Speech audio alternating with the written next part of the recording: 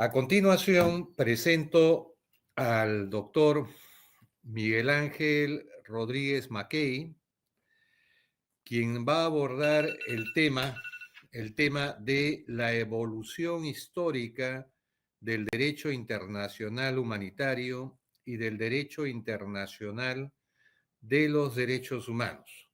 El doctor Miguel Ángel Rodríguez Mackey es un antiguo colaborador de la Federación Interamericana de Abogados, de la cual es consejero hace algunos años. Preside actualmente dentro de la Federación Interamericana de Abogados el Comité de Derecho de Observatorio Electoral. Es una personalidad en el ámbito del derecho internacional público. Fundamentalmente ha sido canciller de la República del Perú. Es profesor universitario en Derecho Internacional y Relaciones Internacionales.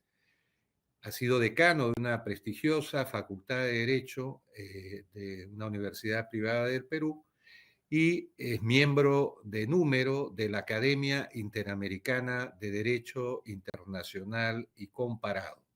Dejo en la palabra al doctor Miguel Ángel Rodríguez Mackey. Gracias. Muchas gracias, querido Raúl, jurista y amigo. Mi saludo a la Federación Interamericana de Abogados en la persona de nuestro presidente, Marco Antonio García Claros.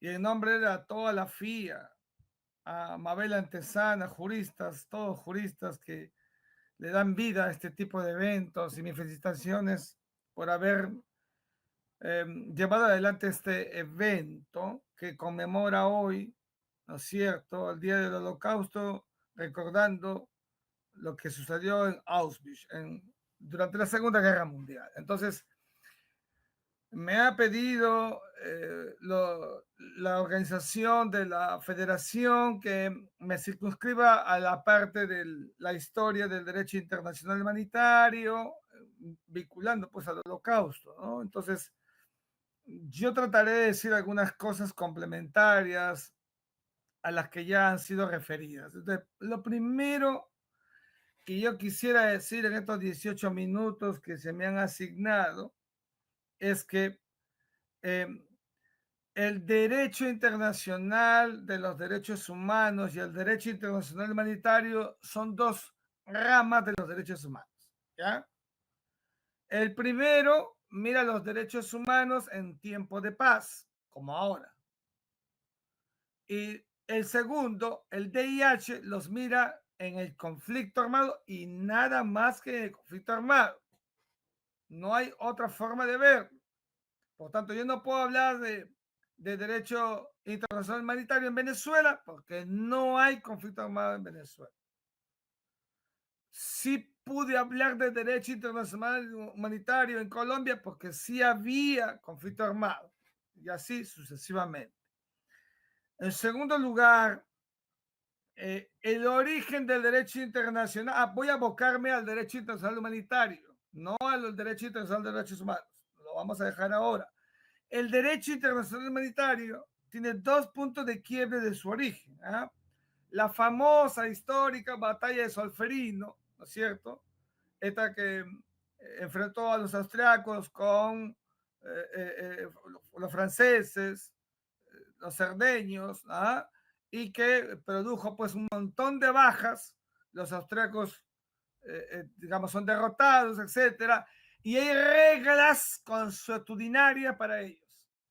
Esa conciencia de reglas se dice casi en toda la literatura mundial que es, por eso Solferino, el gran momento preambular, preliminar del derecho internacional humanitario. Aquí nosotros en el Perú, un importante grupo de hombres del derecho, ya hemos dicho hace tiempo que el Solferino ha sido no superado, pero digamos completado, yo diría que por la famosa majestad de la conducta de Miguel Grau Seminario durante la guerra con Chile específicamente en el combate de Iquique, cuando salva a los chilenos, ¿no es cierto?, de la Esmeralda, y ellos dicen, viva el Perú generoso.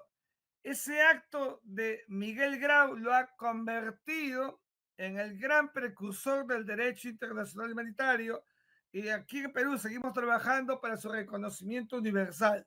Solferino y el combate de Iquique son los dos grandes pilares preambulares del derecho internacional humanitario.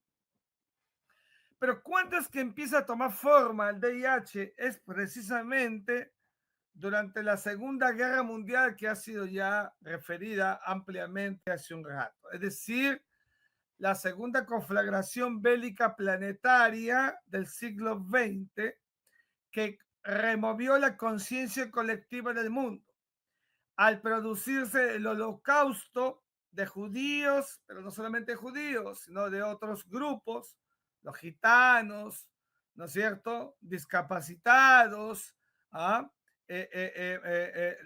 Por homosexuales, o sea, más de 6 millones con todo de lejos, de lejos. Y esa situación, el derecho internacional humanitario, cuando acaba la Segunda Guerra, lo primero que dice es, esto no puede volver a pasar. Esto no puede repetirse en el mundo. Entonces, como nunca antes, porque nunca antes fue así, el derecho internacional antes era un derecho internacional, no digo desordenado, pero no tenía clara la diferenciación. Luego de la Segunda Guerra Mundial y del Holocausto, se toma conciencia de una suerte de llamar la atención planetaria sobre el bien jurídico máximo que es la vida humana. Ese nivel de protección no había antes en la historia, no hay registro.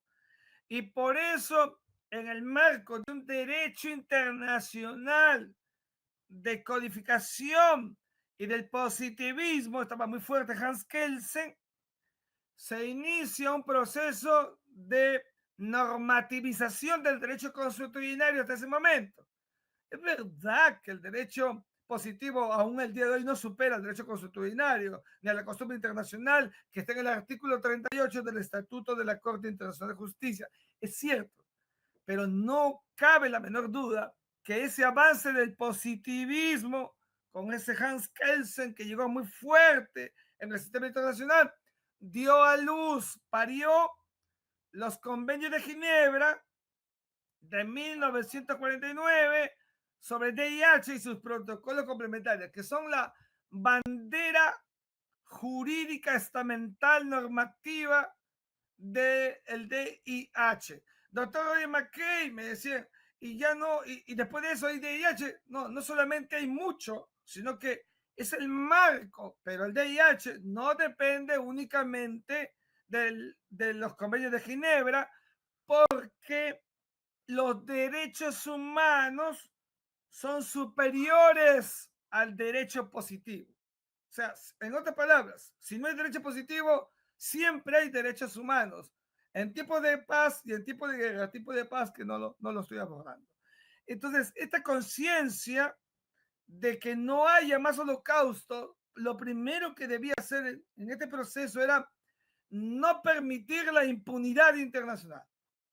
Ese concepto de la impunidad debía desbancarse. Y por eso es que, contrario sensu, la conciencia emanada del foro político más grande que las Naciones Unidas llevó a la creación de tribunales ad hoc, como el Tribunal de Nuremberg primero y luego el Tribunal de Tokio, para castigar, para que haya punibilidad, jus puniendi internacional para todos aquellos que habían cometido delitos, en este caso el holocausto durante la Segunda Guerra Mundial.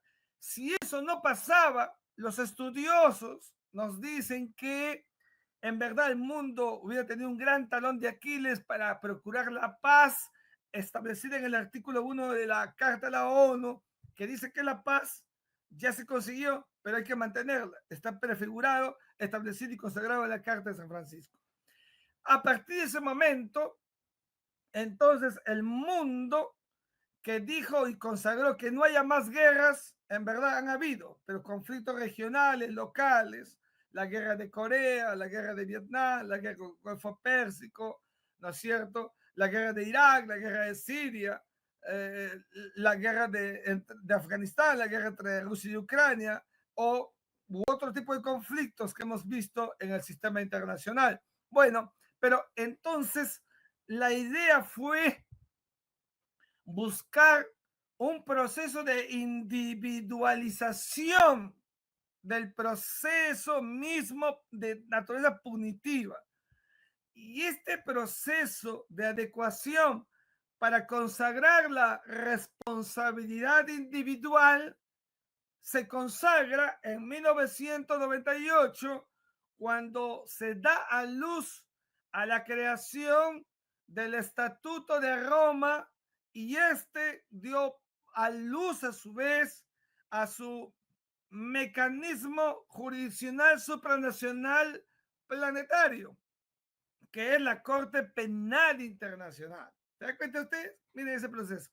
Entonces, la historia del derecho internacional humanitario, que es verdad, data desde tiempos pretéritos, porque siempre ha habido conciencia y defensa, lo que ha hecho es individualizar la responsabilidad penal, pero ha cuidado el derecho internacional humanitario de no involucrarse en la naturaleza exógena de la guerra. Es decir, el DIH no surge para evitar la guerra. O sea, no es su objetivo, no surge para hacer todo e impedir que se produzca una guerra. Para eso no existe. Tampoco el DIH existe para acabar la guerra. ¿Para qué existe el DIH?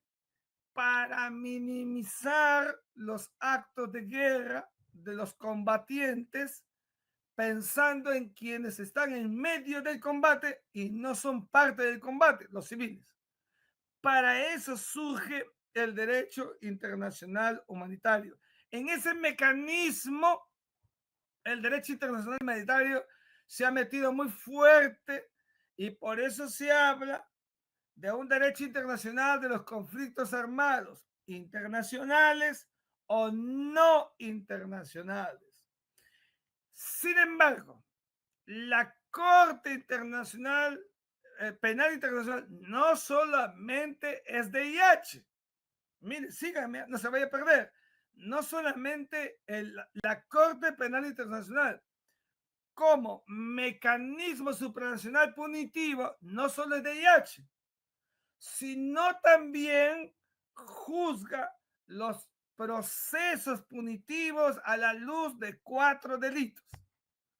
Nada más que los 4 que están prefigurados al comienzo del Estatuto de Roma, que son el delito de genocidio, el delito de crimen de lesa humanidad, crimen de guerra y crimen o delito de agresión. Punto. No hay más.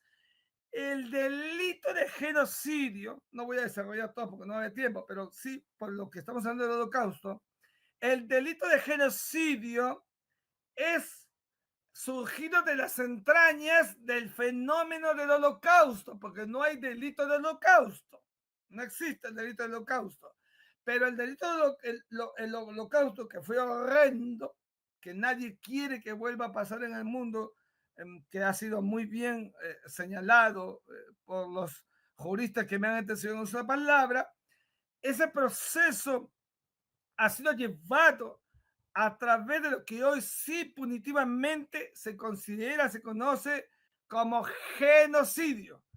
Es decir, el exterminio, la desaparición de una parte o de todo, un grupo, un sector, gentes, por ciertas cuestiones que puedan tener de manera común. Normalmente lo que ha imperado, que ha visto la doctrina, ha estado muy relacionado a la raza y a la cultura, tenemos que decirlo. Hoy día todas las expresiones de genocidio deben ser vituperadas, deben ser rechazadas. Lo que pasó con los judíos que fueron exterminados de manera sistemática, etcétera, no puede volver a pasar. Entonces, cualquier acto que realice un Estado para consagrar sus reglas nacionales en contra del genocidio deben merecer toda la fuerza del derecho internacional contemporáneo para condenarlo y la política exterior de los estados para precisamente fortalecer la lucha contra esas manifestaciones oprobiosas, contra la ciudadanía por raza, por cultura, por modo de pensar, por modo de mirarse, por modo de adecuarse, etcétera.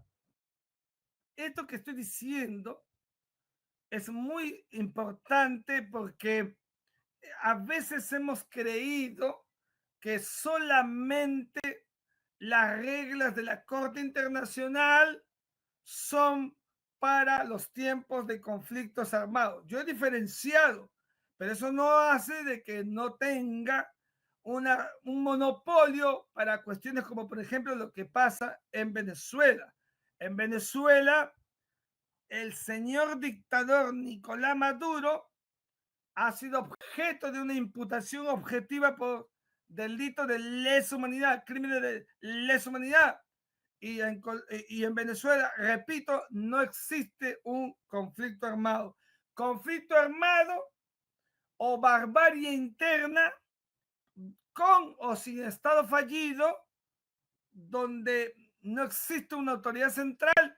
El caso de Ruanda, que vimos claramente en 1993, 94, esta matanza, los Hutus, los Tutsi, que hemos visto todos y que incluso llevó adelante la oportunidad de la participación del Consejo de Seguridad para asuntos de seguridad colectiva, que es básico en la accionar del derecho internacional.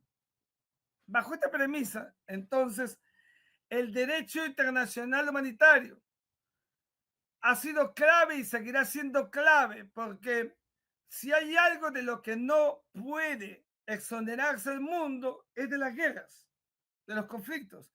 Siempre habrá guerras y siempre habrá conflictos, porque no es que seamos fatalistas, sino porque la consustancialidad de la vida del hombre está llena de pugnas por poder, por diferencias, etcétera, y estas contraposiciones se están viendo en el sistema internacional.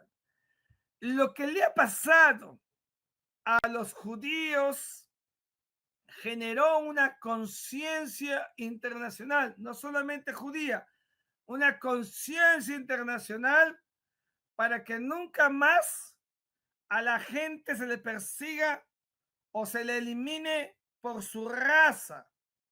Y esta circunstancia internacional todavía a mi juicio, no ha sido del todo asimilada por la comunidad internacional. Hay acciones en porciones estratégicas del sistema internacional, por ejemplo en África, donde todavía se ve en estados fallidos, Somalia, repetir Ruanda, la República Centroafricana, y algunos dicen, yo no, porque el día que lo que se configure lo diré abiertamente, yo he venido sosteniendo que la acción de Israel sobre el pueblo de Gaza no ha configurado todavía genocidio. ¿Y por qué digo todavía? Porque aun cuando haya habido un montón, muchos muertos, 42.000, 43.000 muertos, la conciencia del crimen de lesa humanidad es una cosa distinta a la conciencia del crimen de genocidio. Y para que haya genocidio debe haber conciencia de querer eliminar a la raza, al grupo. Y lo que hemos visto ha sido la conciencia de querer eliminar jamás, no al pueblo de Gaza, aun cuando Israel, sin discriminar por eliminar a los miembros de Hamas, ha matado a gente civil inocente. Mira la diferencia, porque tenemos que ser muy serios. Tenemos que configurar la tipicidad de genocidio. Y si no la configuramos, si nos dejamos llevar por nuestros sentimientos, por nuestras pasiones, entonces no vamos a ser buenos profesores de derecho internacional. Tenemos que decirlo. Y por eso dije que todavía, ¿por qué todavía? Porque sí puede derivar, aún por el número de muertos, la conciencia de Israel de querer exterminar a todos. Cuando hay conciencia de no exterminio, no hay canje, pues, de rehenes, no existe, pues, porque tú exterminas a todos, ¿no? No crees en nada, no hay tregua, no existen esos niveles de querer atacar porciones de manera indiscriminada. Es verdad que Israel ha venido actuando a cualquier precio para eliminar a los miembros de Hamas y se ha llevado con él a 42,000 vidas humanas que a mi juicio sí configura delitos que están asociados más a crimen de guerra que al delito de genocidio. Porque si algo hay en el gobierno de Israel es que no está pues en un nivel de impunidad o de liberación de punibilidad, para decirlo más exactamente. Entonces el genocidio de hoy no debe existir. Y el genocidio de hoy está proscrito, está absolutamente castigado por el derecho internacional, recordando lo que había pasado precisamente en 1945, 39, 45 con el Holocausto. Entonces, fíjense, yo quiero terminar mi alocución diciendo lo siguiente. Lamentablemente, el poder se superpone al derecho. Esa es una regla, ¿no es cierto?, que hemos visto hace horas entre Petro y Donald Trump, ¿no? El poder siempre manda al derecho. Entonces, lo que tiene que haber es que el derecho tiene que entrar en un proceso de acercamiento al poder para que no sea un derecho de subordinación. Y eso en el derecho internacional humanitario debe ser más todavía trabajado, porque en el DIH estamos hablando de vidas humanas, de todos, es erga omnes, no solamente de árabes, no solamente de judíos, es de todos, es erga omnes. Y creo que un día como hoy, en que debemos volver a condenar cualquier manifestación racista, oprobiosa, como la eliminación de los judíos, ¿no es cierto? Debemos llamar la atención del mundo para que no se produzca ninguna práctica genocida en el sistema internacional que nos deteriore como seres humanos. Y ese debe ser el objeto del derecho internacional humanitario, como el del derecho internacional de los derechos humanos. Condenar cualquier formato que pueda acabar con la vida humana o menoscabarla. Porque si algo tiene que hacer el derecho internacional, es absolutamente tolerante, es absolutamente un instrumento permisivo para precisar que la paz se superponga por el bien jurídico máximo. Todos estamos acá porque hay un bien jurídico máximo que se llama vida humana por sobre todas las cosas. Gracias a todos. Muy amable por la invitación. Muchas gracias, Miguel Ángel. Realmente estupenda intervención. Mis felicitaciones. También no hay que decir cuando nos hablaba, por ejemplo, quien tocó el tema de Gaza fue el doctor Rodríguez Mackay, mi gran amigo. Para mí, una de las grandes lumbreras que tenemos en este continente.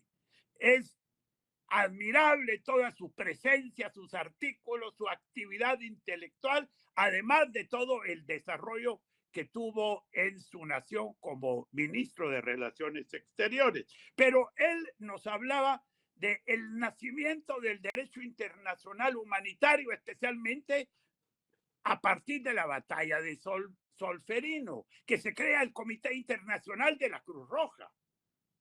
Y ahí se generan los 4 convenios de Ginebra del 12 de agosto de 1949. Y vamos a ver que todo el derecho internacional humanitario, que solo se aplica en tiempos de guerra, empezó a tener fallas. Por ejemplo, en el caso de Guatemala, que tuvimos un conflicto armado de carácter no internacional, se tuvo que crear, otros 2 protocolos adicionales en 1977.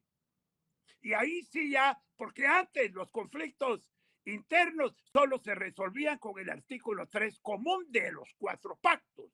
Ya con los convenios de Ginebra, con los protocolos de 1977, que le llamamos los protocolos adicionales, ya se especificó estos conflictos que se han dado.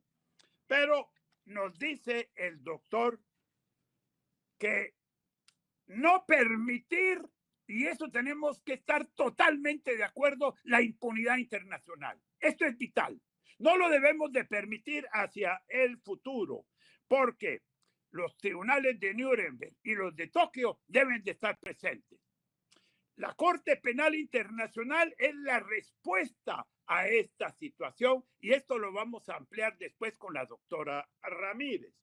Entonces, nos habla que hay que generar una conciencia internacional que no se elimine a la vida por la raza. Esto es vital. Y no a las pasiones. Y dice él, el poder muchas veces ha dejado atrás al derecho. Y esto no lo debemos de permitir. Ahorita que estamos teniendo nuevamente actitudes autoritarias, tenemos que estar totalmente claros para que no vuelva a ocurrir esta situación.